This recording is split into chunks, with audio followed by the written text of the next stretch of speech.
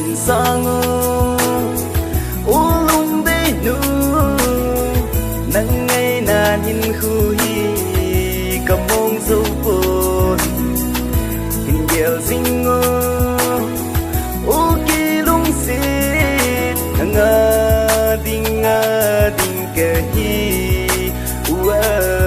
Wanna love and live life with you. Can't let you down and with. Be the center of my world. That's an offer from my heart and soul. You're an angel sent from above to shower me with your love, and that's the love I can't deny. You put my love from worst to best. Though everyone aims to watch you forever, I need you beside me, just for myself, just you and me, until we die.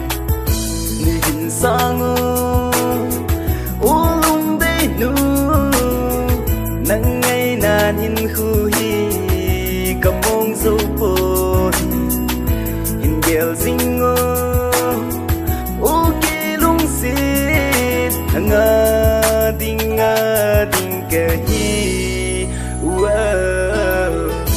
cái hình sai lung đi tăng ba đi lung xì xinh cô lê nắng ngơ điên cái hi nắng dòng kia đi dòng nắng đi sông lên lâu dễ nó cơ